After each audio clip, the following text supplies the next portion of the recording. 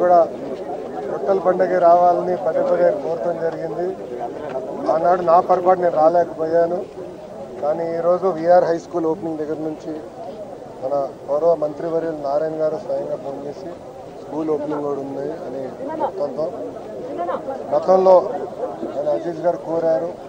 శ్రీధర్ అన్న కూడా రొట్టెల పండుగకి నిధుల కోసం మాతో పోరాడిన వ్యక్తి, మీరందరూ ప్రజలందరూ ఒక విషయం గమనించాలి. తెలుగుదేశం పార్టీ అధికారంలోకి వచ్చిన తర్వాతనే కులం మొత్తం ప్రాంతాల అతీతంగా ప్రజలందరూ హాయిగా చల్లగా ఉండాలని అద్భుతమైన పరిపాలన అందిస్తున్నాం. 2014 తర్వాత రొట్టెల పండుగ అనేది తెలుగుదేశం పార్టీ అధికారంలో ఉన్నప్పుడే అద్భుతంగా జరిగేది. ఆనాడు నారాయణ గారు మంత్రిగా ఉన్నప్పుడు కూడా నిధులు కేటాయించారు. ఈ కార్యక్రమం జయప్రదం చేయడానికి అనేక పనులు చేశాం. ఈసారి కూడా ఎన్ని ఆర్థిక ఇబ్బందులు ఉన్నా 10 కోట్ల పైన మనం ఈ కార్యక్రమం కోసం రాష్ట్ర ప్రభుత్వం ఖర్చు పెట్టడం జరిగింది.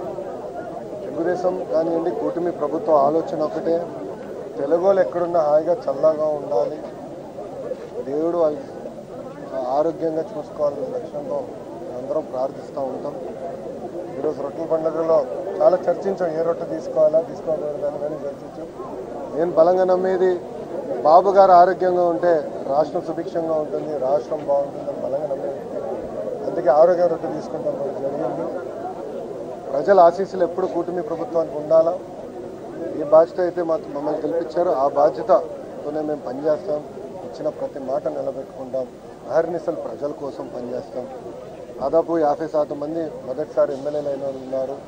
17 మంత్రులు ఫస్ట్ టైం మంత్రులు కూడా ఉన్నారు. ఒక కసితో, ఒక పట్టుదలతో పనిచేయాలని తపంతో